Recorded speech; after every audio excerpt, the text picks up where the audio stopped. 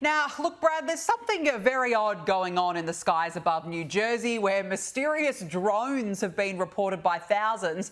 And now local officials are taking matters into their own hands. They claim the Department of Defense and Joe Biden are refusing to help. Have a listen to this. Sheriff Golden wrote me a few days ago requesting legislation to empower the state police to seriously protect at-risk persons and infrastructure, and if necessary, bring down a dangerous drone or drones. Now, among all the conspiracy theories which have emerged, I've got to say this was quite funny because Trump has taken to X to troll former New Jersey Governor Chris Christie. Have a look at this, sharing an image of Christie enjoying a McDonald's Happy Meal delivered by the drones. Brad, so many unanswered questions about these drones. What's actually happening? Whose drones are they? Well, the crazy thing, Danica, is that we don't know days into this strange phenomenon where people are seeing these very large, clearly identifiable drones in New Jersey, and you're seeing them across social media. People are reporting them. We don't know what they are. The government won't tell us, and I refuse to believe that they don't know. I really find that hard to believe that the federal government don't know, though it is possible that some branches of the government know and some don't. I think the most likely explanation is that these are our drones, that they are some form of government drone that belong to the CIA or some branch of the federal government, because otherwise you get into weird territory like aliens, but that doesn't make sense that they would use technology so similar to US or other countries' drones. Or could they belong to another country? Because then I find it very hard to believe that the US wouldn't have blown them out of the sky. I mean, do we really not have sovereign airspace anymore? The whole thing is a strange and perverse story, but it does go to show kind of the credibility crisis in our federal government under this Biden-Harris administration. I mean, you've got Alejandro Mayorkas, top Biden official, on TV saying, oh, people are mostly just confused. These are the kind of drones you can just buy at a store. No, sir. I mean, some of them are 7 to 8 feet wide. That's not something you can just buy at a store.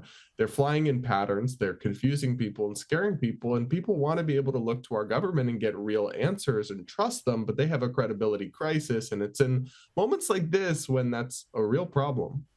Yeah, well, Donald Trump has said either identify them or shoot them out of the sky. So he knows where he stands.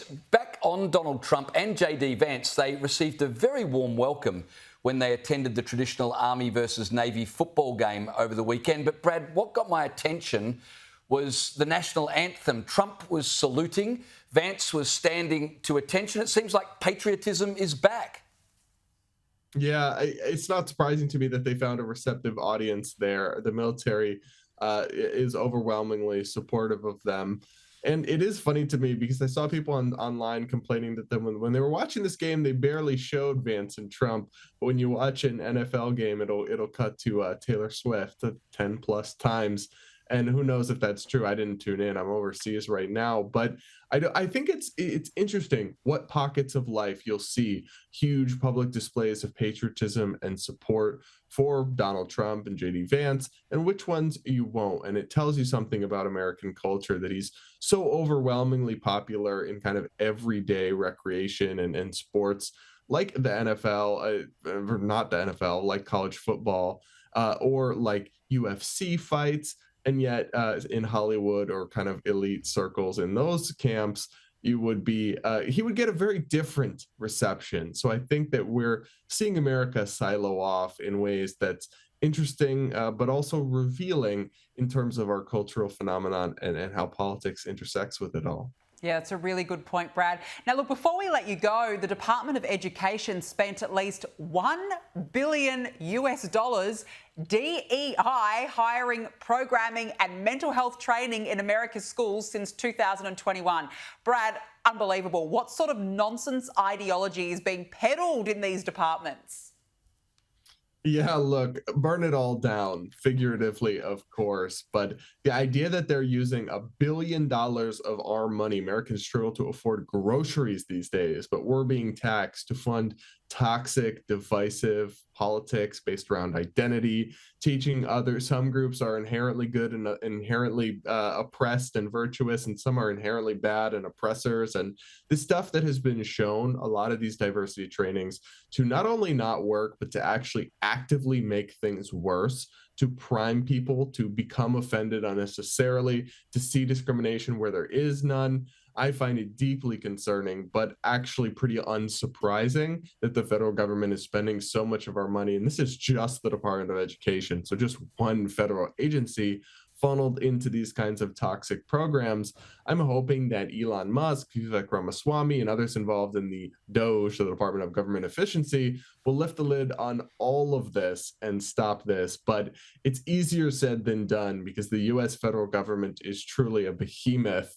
It is very good at covering up for itself and resisting this kind of sunlight. But when we do, we can see what's going on, and most of the American people aren't supportive of it. And it's not about being against racism or against discrimination. No, DEI trainings and materials and advocacy goes far beyond that into territory that I think most people would find actually divisive in its own right and often alienating. So this should all be defunded and really prompt a lot of introspection as to how we ever ended up putting people in charge and in power that ever thought something like this was a good idea. Yeah.